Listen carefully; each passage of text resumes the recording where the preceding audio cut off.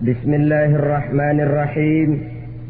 الحمد لله رب العالمين، والصلاة والسلام على أشرف الأنبياء والمرسلين وعلى آله وأصحابه المجاهدين الطاهرين. أما بعد. Saudara-saudara kaum muslimin rahimakumullah. Pada dasarnya agama adalah aturan. Orang yang beragama adalah orang yang hidup memakai aturan. Berbeda dengan undang-undang hukum pada umumnya, maka aturan agama ini tidak hanya berisi perintah dan larangan. Ia di samping berisi perintah juga berisi anjuran, pembolehan, pencelaan, dan larangan. Dalam bahasa yang lebih dikenal, perintah adalah sesuatu yang apabila dilaksanakan beroleh pahala, sedang apabila ditinggalkan mendapat sanksi dosa. Amalan semacam ini dinamakan amalan yang wajib. Sedangkan anjuran, sesuatu yang apabila kita kerjakan beroleh pahala, apabila kita tinggalkan tidak beroleh dosa. Amalan semacam ini dikenal dengan amalan sunnah. Pembolehan adalah sesuatu yang boleh saja, artinya boleh dikerjakan, boleh pula ditinggalkan, dan amalan semacam ini kita sebut dengan amalan mubah. Pencelaan adalah sesuatu yang berpahala jika ditinggalkan, tapi tidak berdosa manakala dikerjakan, dan ini dinamakan perbuatan yang makruh. Sedangkan larangan, sesuatu yang apabila dikerjakan beroleh dosa, apabila ditinggalkan beroleh pahala, dan amalan semacam ini lazimnya dinamakan amalan atau perbuatan yang haram. Kalau agama merupakan aturan, maka konsekuensinya tentu ia berisi perintah dan larangan. Apabila perintah dilaksanakan, maka Allah Subhanahu wa ta'ala memberikan balasan berupa pahala. Sedangkan apabila larangan yang dikerjakan, Allah pun akan memberikan ganjaran yang bernama dosa. Baik pahala maupun dosa adalah sesuatu yang abstrak, sesuatu yang tidak nampak, tidak kelihatan oleh pandangan mata yang zahir. Itu sebabnya barangkali di zaman materialistis seperti sekarang ini, orang kurang tergerak mengejar pahala dan malah kadang-kadang terangsang untuk berbuat dosa. Karena pahala dan dosa sesuatu yang tidak kelihatan oleh pandangan mata yang zahir ini. Namun sungguh pun demikian, pahala dan dosa bisa mendatangkan kebahagiaan atau kegelisahan batin. Bersabda Rasulullah sallallahu alaihi wasallam, "Idza sarratka hasanatuka wa sa'atka sayyi'atuka fa anta mu'min." Apabila perbuatanmu yang baik menyebabkan engkau bahagia, apabila perbuatanmu yang baik menyebabkan engkau gembira, dan perbuatanmu yang jahat menyebabkan engkau jadi susah, itulah tanda bahwa di hatimu masih ada iman. Artinya, belum tentu orang yang berbuat baik merasa bahagia dengan kebaikan yang dikerjakannya. Dan tidak selamanya orang yang berbuat jahat sanggup menyesali perbuatan jahatnya. Oleh karenanya, apabila iman masih ada, apabila hati masih hidup, perbuatan yang baik menyebabkan orang gembira, perbuatan yang jahat menyebabkan orang susah dan gelisah hatinya. Ini mengandung pelajaran. Sekali kita berbuat baik, jangan sekali-kali menyesali kebaikan itu. Sebaliknya, satu kali kita melakukan kesalahan, hendaknya selalu menyesalinya. Kadang-kadang dalam kehidupan, karena orang tempat kita berbuat baik itu rupanya membalas air susu dengan air tuba, kita lalu menyesali kebaikan. Lahirlah kata-kata, "Nyesal saya nolong dia." Ibarat pepatah katanya, nolong anjing kejepit. Waktu kejepit setengah mati kita tolongin, begitu selesai dia dari kejepitnya, malah kita digigitnya. Saudara hadirin yang saya muliakan, dalam kehidupan sehari-hari barangkali ini kena filsafat yang disebut dorong mobil mogok. Ketika mobil mogok setengah mati kita dorong, begitu mesin hidup ditinggalkannya kita di belakang. Sesungguhnya perbuatan kita yang baik tidak harus disesali.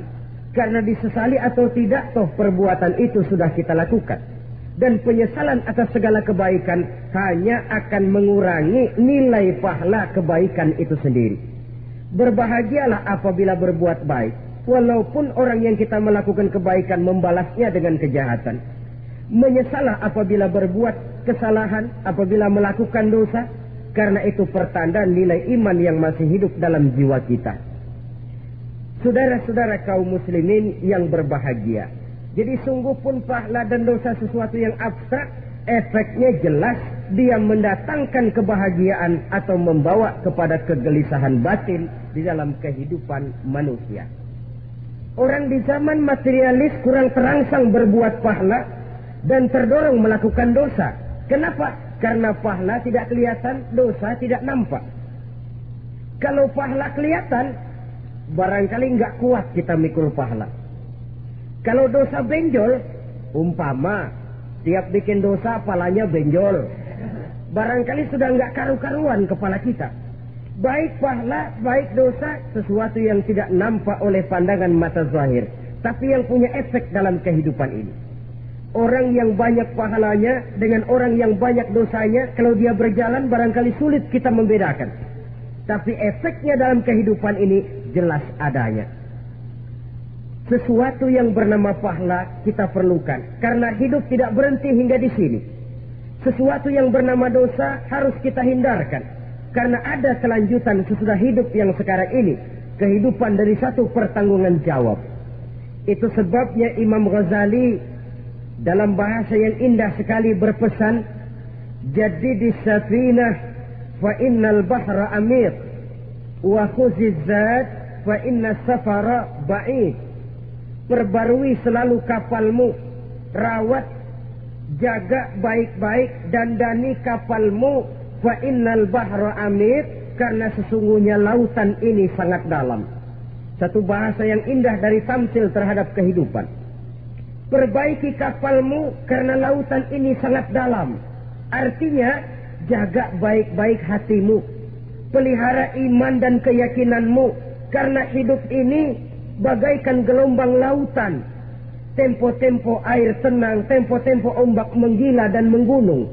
Jaga iman baik-baik karena hidup penuh dengan cobaan dan ujian. Itu maksudnya.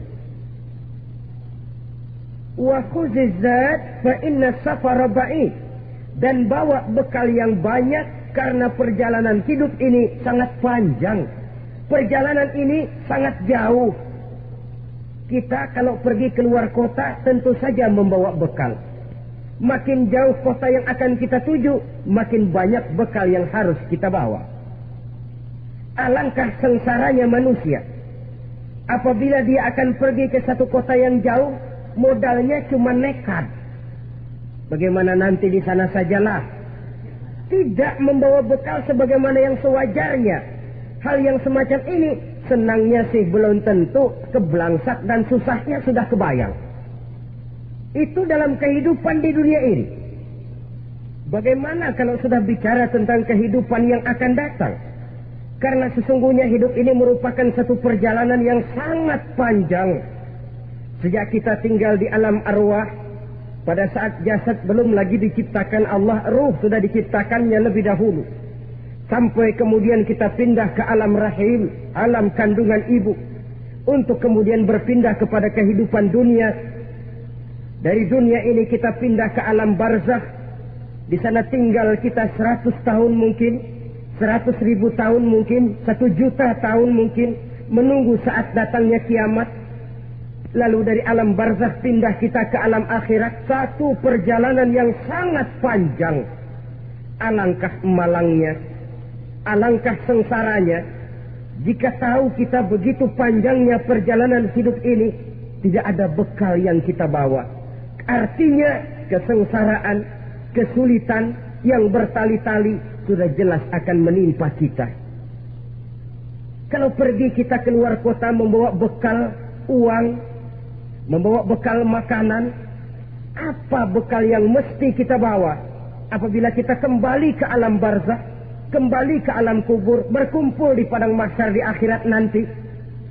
Nasi yang mau kita bawa, uang yang mau kita bawa, Tentu tidak lagi, karena kehidupan materialis selesai di atas liang lahat. Bila masuk kita ke liang lahat, disitulah pahala dan dosa memegang peranan yang sangat penting. Maka pada pertemuan malam ini kita akan bicara tentang pahala dan dosa itu. Saudara-saudara kaum muslimin rahimakumullah, yang dinamakan pahala, kata Imam Ali Al-Jurjani dalam kitab At-Ta'rifatnya, ma yastahiqqu bihi ar-rahmatu wal maghfiratu minallahi ta'ala. Sesuatu yang pelaksananya berhak untuk mendapat rahmah dan ampunan dari Allah. Dengan kata lain, nilai pahala adalah akibat dari perbuatan-perbuatan di dalam melaksanakan perintah dan anjuran yang ada di dalam kehidupan agama. Apabila perintah dan anjuran kita laksanakan, nilai pahala itu lalu datang. Nah, nilai pahala dalam Islam, menurut konsepsi Quran, Allah menjelaskan, man jaa bil hasanati falahu asyru amsalihha. Barang siapa yang datang membawa satu kebajikan, barang siapa yang melaksanakan satu kebaikan, maka dia akan mendapat balasan 10 kali dari kebaikan yang dikerjakannya. 10 kali ini pun masih dilipat gandakan dengan 7 ini pun masih dikalikan 100, dan itu pun masih ditambah dengan pernyataan wallahu yudha'ifu liman yasha. Allah masih akan melipat gandakan perbuatan baik seseorang yang dikehendakinya. Itulah nikmatnya dalam Islam. Tetapi sebaliknya, wa man jaa bisayyi'ati fala yujza illa mislaha. Barang siapa yang melakukan satu kejahatan, dia tidak akan mendapat balasan kecuali sesuai dengan kejahatan yang dikerjakannya. Alangkah rahman dan rahimnya Allah. Orang yang berbuat baik dibalas 10, dikali 7, dikali 100, masih dilipat gandakan pula. Tapi orang yang berbuat jahat tidak akan mendapat balasan kecuali sesuai dengan kejahatan yang dikerjakannya. Ini kan beda dengan sifat kita manusia. Kita ini kadang-kadang kalau dijitak membalasnya mukul. Tapi kalau orang berbuat baik kepada kita, kita enggan untuk berbuat baik kepada orang tadi. Allah tidak mengajarkan begitu. Satu kebaikan berbalas 10. Satu kejahatan berbalas dengan satu kejahatan. Maha Rahman dan Rahim Allah. Bahkan dalam Islam, niat berbuat baik saja mendapat pahala. Sedangkan niat berbuat jahat belum ditulis merupakan satu dosa sampai kejahatan itu dikerjakan oleh orang yang niat tadi. Umpamanya, saudara niat, nanti malam giliran pengajian saya mau hadir di majelis taklim. Pas datang waktu malam, hujan turun sangat lebat. Saudara berhalangan datang ke majelis taklim, saudara sudah mendapat pahala niat. Tapi saudara niat, nanti malam kalau turun hujan, saya mau bongkar rumahnya si fulan, saya mau curi seluruh harta bendanya. Ternyata malam saudara tidak mengerjakan perbuatan itu belum ditulis dosa sampai perbuatan itu benar-benar dikerjakan. Tapi lalu jangan macam-macam. Kalau begitu niat aja yang baik, biar nggak usah dikerjain. Niat aja pengen ngaji walaupun tidak ada niatan untuk ngaji. Allah lebih tahu tentang apa yang terdetik di dalam hati sanubari kita. Itulah sebabnya sangat dianjurkan orang untuk melakukan segala macam kebajikan, dan dianjurkan orang menjauhkan segala macam bentuk kejahatan, karena dia akan berefek melahirkan dosa dan pahala. Dosa dan pahala itulah alat untuk memperoleh kebahagiaan di alam kubur, di padang mahsyar, sampai di akhirat nanti. Di dunia ini mungkin segalanya bisa kita beli dengan yang namanya uang. Keamanan kita bisa menyewa petugas untuk menjaga rumah kita. Kendaraan yang mewah bisa kita beli. Udara yang sejuk bisa kita ciptakan. Siapa banyak uang, dia raja. Mungkin itu di dunia.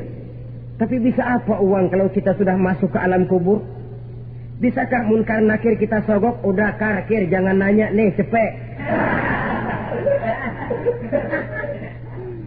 Bisakah malaikat azab menyingkir dengan uang semir? Ternyata tidak. Untuk memperoleh kebahagiaan di sana, nilai pahala. Kesengsaraan akan kita dapat kalau kita banyak menumpuk dosa. Oleh karena itu jangan beranggapan, pahala nggak kelihatan, dosa juga nggak kelihatan, biarin saja. Yang tidak kelihatan ini pada waktunya akan memegang peranan yang sangat penting. Tapi tidak cuma untuk menghadapi hidup di situ, kita lalu harus berbuat baik dan meninggalkan yang jahat. Terutama juga di dunia ini.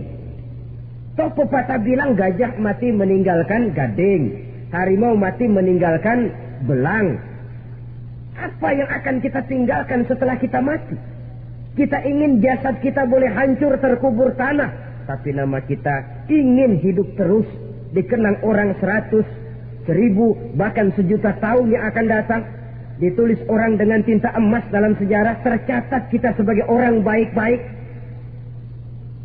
Saudara-saudara kaum muslimin rahimakumullah. Lalu perbuatan apa yang bisa mendatangkan pahala itu? Saudara-saudara, semua perbuatan yang diperintah dan dianjurkan oleh Allah, yang dikerjakan dengan ikhlas hanya untuk mencapai ridho Allah, mendatangkan pahala. Kadang-kadang menurut pendapat kita remeh, tapi nilainya di sisi Allah besar. Itu pahala. Menghitung pahala itu hak prerogatif Allah. Perbuatan yang ringan Allah mau berikan ganjaran yang besar, itu urusan Allah. Misalnya, kata Nabi, la tahqiranna minal ma'rufi syai'an. Jangan kamu menganggap remeh perbuatan baik walaupun kecil.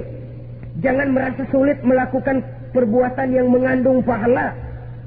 Bertemu dengan teman, muka kita cerah, berpahala. Menyingkirkan duri di jalanan, berpahala. Menolong orang yang sesat, memberitahu orang yang bertanya, berpahala. Tidak sulit kalau kita mau. Yang diperintah dan dianjurkan oleh agama, itu perbuatan yang mengandung nilai-nilai pahala. Masalahnya cuma tinggal mau atau tidak, dan dikerjakan dengan ikhlas. Bertemu teman, mukanya cerah, pahala. Menyingkirkan duri di jalanan, pahala. Sedekah, pahala. Tidak berupa perbuatan, bisa berupa ucapan. Misalnya bersolawat, pahala. Bertasbih dan bertahmid, pahala. Kata Nabi, kalimatani khafifatani 'alal lisan, thaqilatani fil mizan. Ada dua kalimat yang enteng di lidah tapi berat di timbangan akhirat nanti. Apa itu? Subhanallah walhamdulillah. Itu kan amalan yang ringan, perbuatan yang mudah saja, tapi nilainya demikian besar dalam pandangan Allah. Jadi pendeknya, perbuatan yang bernilai pahala adalah perintah dan anjuran agama yang dilaksanakan dengan ikhlas semata-mata untuk mencapai ridho Allah, itu mengandung pahala. Niat dasarnya itu harus karena Allah. Landasannya harus karena ikhlas. Bukan cuma sekedar basa-basi. Tidak karena ingin dipuji orang. Tidak karena mengharap tanda jasa. Tapi ikhlas semata-mata. Dari perbuatan yang paling kecil dan mudah sekali, sampai kepada amalan-amalan yang besar dan memerlukan biaya yang besar. Seperti melaksanakan ibadah haji, seperti jihad fi sabilillah, membangun masjid, membangun pondok-pondok pesantren, membangun pusat-pusat kesehatan, membangun jalan-jalan umum, termasuk menjaga keamanan. Jangan dikira loh, si Stamling umpamanya, menjaga keamanan kampung tidak berpahala. Kalau diniatkan ibadah, menjaga ketenangan warga supaya mereka tekun ibadah, ikhlas karena Allah, itu juga bernilai ibadah. Keluar kita dari rumah, pergi pagi, pulang sore, peras keringat, banting tulang cari nafkah buat menghidupi anak istri kita. Kalau diniatkan ibadah, melaksanakan kewajiban sebagai kepala rumah tangga, membantu orang tua sebagai anak, itu juga perbuatan-perbuatan yang mengandung pahala. Yang terbaik sesuai dengan bidang kehidupan kita. Ada orang yang dinamakan abid, ahli ibadah, pahala yang paling baik bagi dia banyak-banyak tahajud, sembahyang malam, wirid, zikir, tasbih. Ada yang dinamakan orang alim, pahala yang paling baik buat orang macam ini mengajar, menyebarkan ilmu, mendakwahkan Islam. Ada yang disebut wali, pejabat pemerintah, petugas.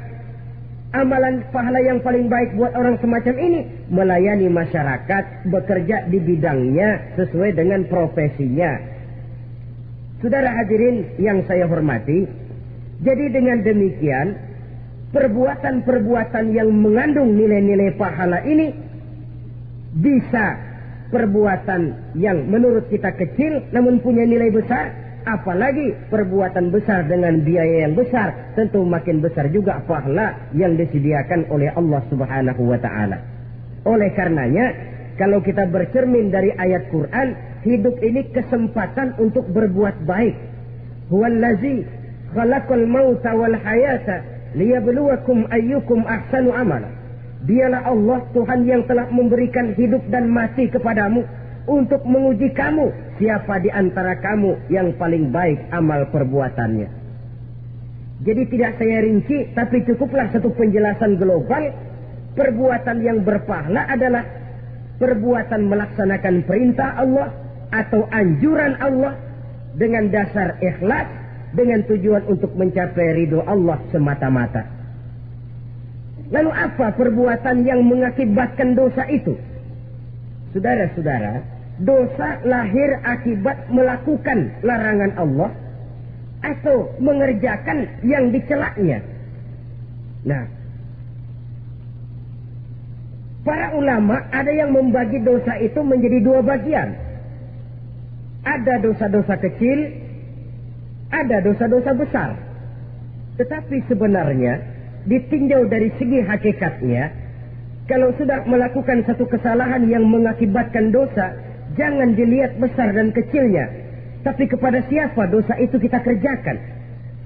Sebab kalau dosa kita anggap satu yang kecil, orang akan terangsang untuk mengerjakan yang kecil-kecil saja. Sehingga dengan demikian, yang kecil pun akan menjadi besar kalau ditumpuk-tumpuk. Sedangkan yang besar bisa saja menjadi kecil kalau selalu diiringi dengan permohonan ampun kepada Allah. Itu sebabnya para ulama sufi, orang-orang tasawuf mengatakan la saghair ma'al istimrar wa la kabair ma'al istighfar. Tidak ada dosa yang kecil kalau dikerjakan terus-menerus, dan tidak ada dosa yang besar kalau digempur tiap saat dengan perbuatan istighfar atau memohon ampun kepada Allah Subhanahu wa ta'ala. Cuma saja pada umumnya, karena dosa-dosa kecil itu lebih mudah taubatnya, dan ada janji Nabi, barang siapa yang meninggalkan dosa-dosa besar akan diampuni dosa-dosanya yang kecil-kecil.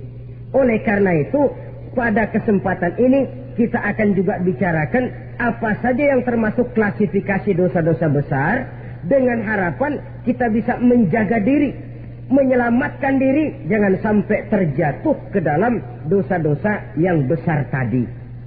Tetapi bukan berarti kita harus terangsang melakukan dosa-dosa yang kecil. Biarin kecil ini tobatnya gampang. Dosa kelas teri. Dosa itu kan tidak kelihatan. Lalu terangsang melakukan perbuatan dosa-dosa walaupun kecil, kalau berlarut terus-menerus dia akan tumbuh menjadi dosa yang besar.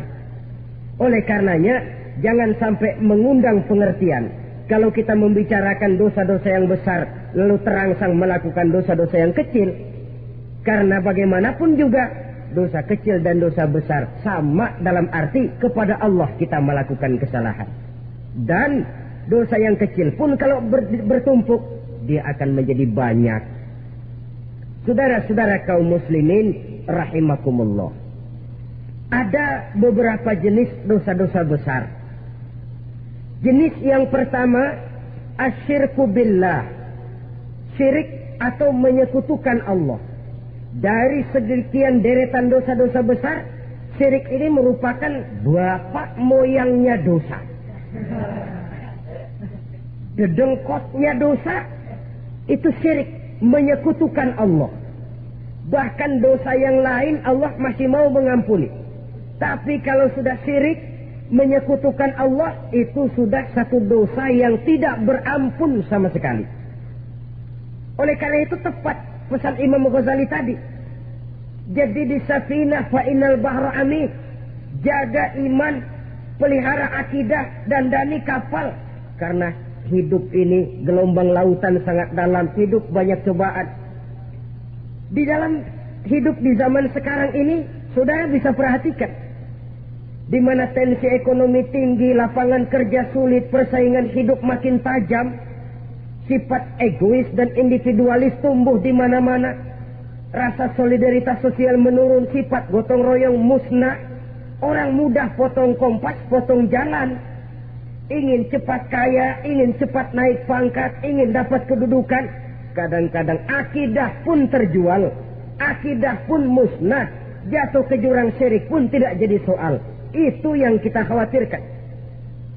Kalau dosa-dosa yang lain Allah masih mau mengampuni. Tapi kalau sudah jatuh kepada syirik, Allah sama sekali tidak akan memberikan ampun. Dalam kaitan dengan ini barangkali tepat sinyalemen Imam Ali itu. Andai kata kemiskinan merupakan satu kepribadian, saya akan membunuhnya lebih dahulu. Artinya memang kemiskinan ini sering mendorong orang kepada jurang kemusyrikan. Tidak tahan menghadapi godaan perut akibat tensi ekonomi yang tinggi, lapangan kerja yang sulit. Iman pun jadilah ditukar dengan 3 liter beras. Akidah pun jadilah dibarter dengan 3 bungkus supermi, dengan pakaian bekas, dengan obat-obatan. Tidak jadi soal baginya mengejar kebahagiaan yang relatif singkat dengan mengorbankan kebahagiaan yang abadi. Persis ibarat pepatah, nyari jarum kampak hilang. Mencari sesuatu yang kecil, yang besar jadi sia-sia. Membela perut, mengorbankan akidah. Na'udzubillah summa na'udzubillah. Saudara-saudara kaum muslimin rahimakumullah. Ini fakta. Ini kenyataan. Dan hal semacam ini tidak bisa diatasi cuma dengan ceramah, simposium, diskusi, seminar. Apalagi Nabi berpesan, solahu ummati bil ilmi wal mal. Umatku hanya bisa menjadi baik akidahnya dengan ilmu dan harta. Itu bahasa Nabi. Kalau bahasa kita sekarang, dengan ekonomi dan pendidikan. Ilmu, pendidikan, ekonomi, harta. Tanpa itu sangat besar kemungkinan kita bisa menjual akidah terjerumus di lembah kemusyrikan. Maka terutama kepada saudara-saudara saya, muslimin yang terpencil jauh dari kota-kota besar, yang kadang dalam kehidupan seharinya imannya sering digoda oleh supermi, akidahnya sering ditantang oleh pembagian beras, pakaian-pakaian bekas, obat-obatan dan sebagainya. Jaga dan bentengi akidah kita. Lebih baik nyawa berpisah dari badan, asal iman jangan berpisah dari hati. Kepada adik-adik saya para remaja, para pemuda di kota-kota besar, yang iman dan akidahnya sering ditantang dengan minuman-minuman keras, fasilitas-fasilitas yang menghanyutkan, yang secara terarah dan praktis sedikit demi sedikit menggiring kita untuk keluar dari nilai-nilai akidah. Hati-hati, jaga baik-baik, sebab intan paling mahal, mutiara paling berharga, tidak lain nilai iman ini. Tergelincir kita daripadanya, jatuh ke lembah kemusyrikan, jatuh ke satu dosa yang teramat besar, yang Allah tidak akan pernah memberikan ampun lagi. Ini dosa besar yang pertama.